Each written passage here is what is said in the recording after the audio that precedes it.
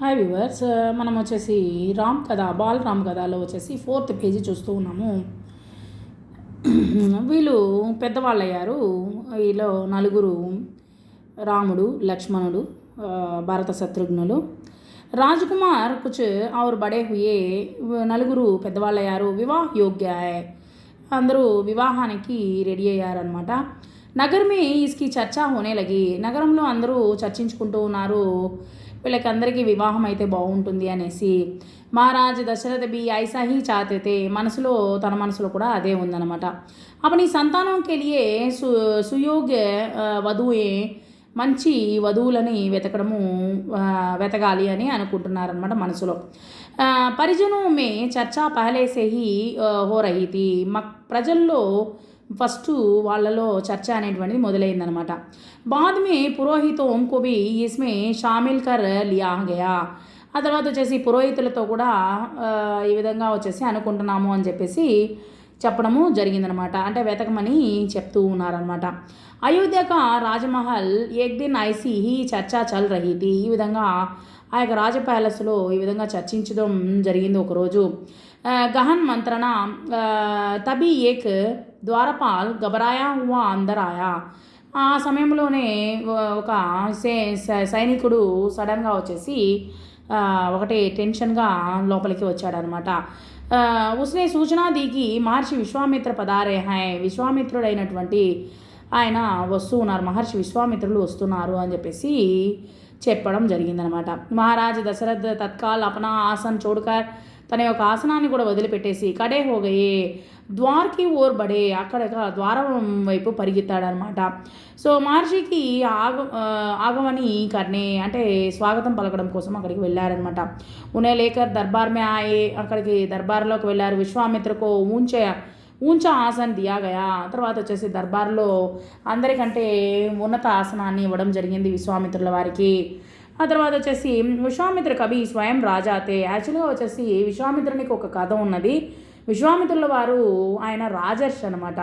అతను రాజుగా ఉండి తన యొక్క సంపదను అంతటిని దానం చేసేసి తర్వాతగా ఋషిగా మారాడనమాట. తపస్సు చేసి ఋషిగా మారడం జరిగింది. అది వశిష్ఠుల వారిపైన కోపం మీదే ఋషిగా మారడం జరిగిందనమాట. సో అందువల్ల వచ్చేసి అతను బహుత్ బడే రాజా హై, అతను రాజు అనమాట, మంచి బలశాలి, బడే ఔర్ బలశాలి హై.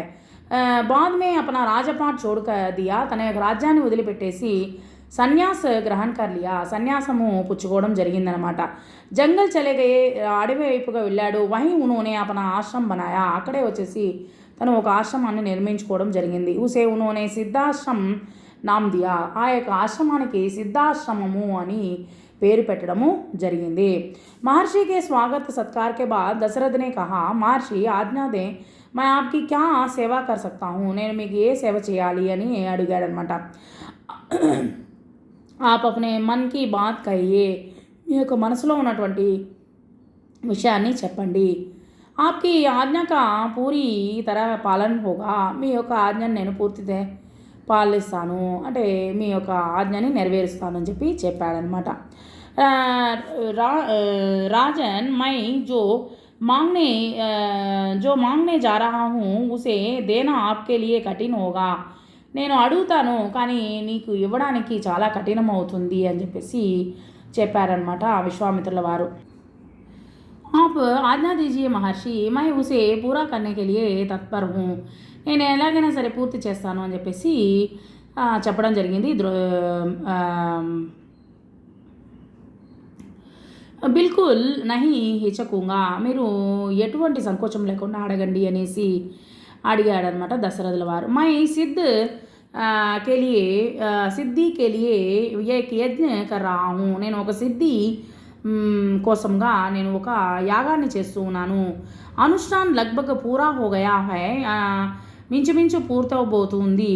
లేకిన్ దో రాక్షస్ ఉస్మే బాధా డాల్ రహే थे, ఇద్దరు రాక్షసులు వచ్చేసి చాలా ఇబ్బంది పెడుతూ ఉన్నారు. मैं जानता हूँ कि उन राक्षसों के केवल एक ही వ్యక్తి మార్ సక్తా హై, నాకు తెలుసు ఒకే ఒక వ్యక్తి మటుకే వాళ్ళని చంపగలుగుతాడు. వా రామ్ హై, అతను ఒక్కడే, రాముడు ఒకడే అని చెప్పేసి చెప్పాడనమాట. ఆప్ అప్నే జ్యేష్ఠ పుత్రకే ముజే దే తాకి యజ్ఞ పూరా హో విశ్వామిత్ర నే కహా. మీ యొక్క కొడుకుని కానీ నాకు ఇచ్చినట్లయితే ఆ యొక్క యజ్ఞాన్ని పూర్తి చేస్తాను అని చెప్పేసి చెప్పాడనమాట విశ్వామిత్రుల వారు. దశరథ పర్ జైసే బిజిలీ గిర్పడి, తన పైన ఒక ఏదో మెరుపుదాడి పడినట్లుగా, ఒక నిప్పు పడినట్లుగా ఉన్నిందనమాట తన పైన. అచ్చకచ గయే అంటే ఆశ్చర్యంతో ఉండిపోయాడనమాట. ఉన్మే ఉమ్మీద్ హీ నహీ కి మునివర్ ఉస్సే రామ్కు మాంగలే, తను అనుకోలేదు రాముని అడుగుతాడు అనేసి. ఉన్కే జ్యేష్ఠపుత్ర, తన యొక్క జ్యేష్ఠపుత్రుడైనటువంటి రాముల వారు ఉన్కే సబ్సే ప్రియ, అది దశరథుల వారికి చాలా ఇష్టమైనటువంటి కుమారుడు. దశరథ చింతామే పడగయే, వెంటనే తను ఆలోచించడం మొదలుపెట్టాడనమాట. విశ్వామిత్ర దశరథకి దువిధ సమజ్ రహేతే, తన మనసులో ఏమున్నదో తెలుసుకున్నాడు విశ్వామిత్రుల వారు. ఉన్హోనే కహా మై రామ్ కో కేవల్ కుచ్ దినోం కే లియే మాంగ్ రా హూ, కొన్ని రోజుల వరకే నేను అడుగుతున్నాను. యజ్ఞ 10 दिन में సంపన్న హోగా జాయేగా, యజ్ఞం వచ్చేసి 10 రోజుల్లో పూర్తవుతుంది. మహారాజు దశరథ దుఃఖీ హోగయే, మహారాజు దశరథ వారు దుఃఖంతో ఉన్నారనమాట. పుత్ర వియోగకి ఆశంకాసే కాంబూటే, తన యొక్క పుత్ర వియోగంతో ఒకటే వణకడం మొదలుపెట్టారు. దర్బార్మే సన్నాటా చాగయా, దశరథకి దశా దేగకర్ మంత్రి చింతితే, అతని యొక్క దశని చూసి మంత్రుల వారు చింతించడం మొదలుపెట్టారు. చూపితే అందరూ చాలా నిశ్శబ్దంగా ఉన్నారు. మహర్షి వశిష్ఠ శాంతతే, వశిష్ఠుల వారు కూడా శాంతంగా ఉన్నారు. ఇదనేమి దశరథ కాంపకర్ బేహోష్ హోగయే, అంతలోకి వణుకుతూ కళ్ళు తిరిగి పడిపోవడం జరిగింది. హోష్ ఆయాతో, కళ్ళు తిరిగి మళ్ళీ లేచి కూర్చున్న తర్వాత డర్నే ఉనే ఫిర్ జగడ్ లియా, మూర్ఛిత హోకర్ దోబారా గిర్ పడే, 2 సార్లు మళ్ళీ లేచి కూర్చొని మళ్ళీ కళ్ళు తిరిగి పడిపోవడం జరిగింది. సన్యాసూన్ పడే రహే, ఈ విధంగా కళ్ళు తిరిగి పడిపోతూ ఉన్నారనమాట దశరథుల వారు.